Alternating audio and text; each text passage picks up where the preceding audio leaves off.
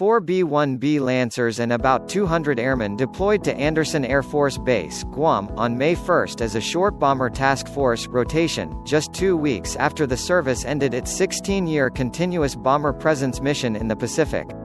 The B-1s, from the 9th Bomb Squadron at Dyess Air Force Base, Texas, will train with other USAF and Allied units, and conduct strategic deterrence missions to reinforce the rules-based international order in the region. 3 bombers flew directly to the Guam base, while one split off to fly to Japan to train with U.S. Navy assets in the region before going to Andersen, according to a Pacific Air Force's release.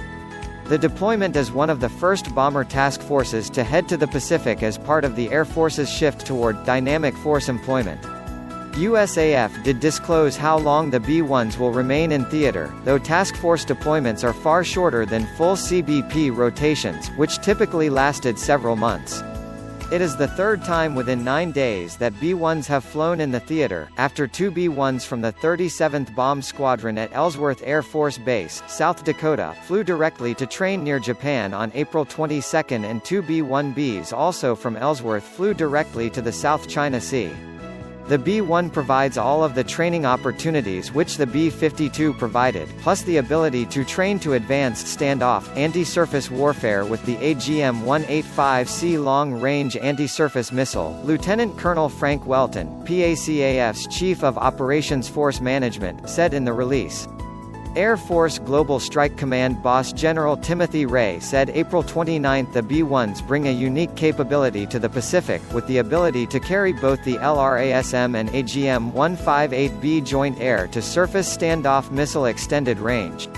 Additionally, since the B-1 can only carry conventional weapons, more countries are willing to have it land or fly within their borders, he said during an AFA Mitchell Institute virtual event.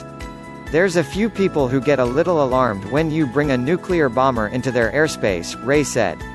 We look at the B-1 as a great capability. I can land it in a lot of places physically that I can't land a B-52, and I can operate with more people. So we're going to feature that a little bit more in the Pacific.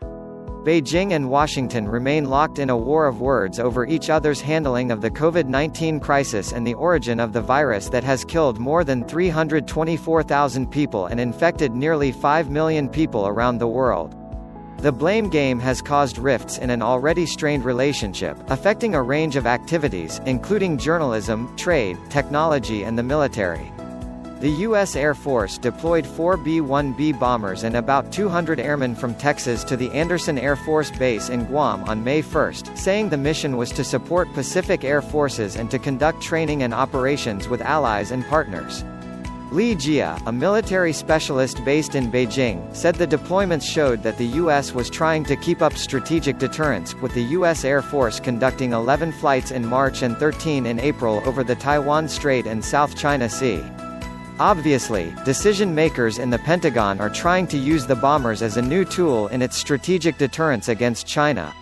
We will see intensified B-1 interference into airspace over the Taiwan Strait and the South China Sea in May, Li said.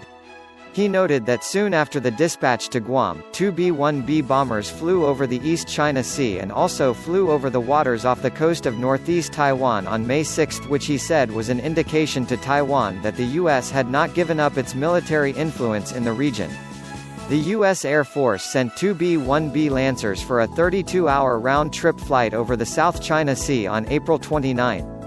It rotated B-1, B-2 and B-52 bombers, the 3 strategic bombers in the U.S. Air Force fleet, among other military aircraft to fly over the contested waters near China.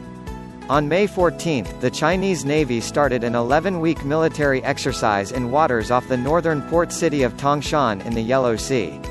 The U.S. sent a warship through the Taiwan Strait on the same day, marking the 6th passage of the strait by a U.S. Navy vessel this year. The U.S. Indo-Pacific Command said on Wednesday that the U.S. Navy had conducted a mine warfare training exercise in the East China Sea. China is also on the way to upgrade its military strength. It put 2 new upgraded nuclear-powered strategic submarines into service last month, and it is also considering the launch of a new generation of strategic bomber.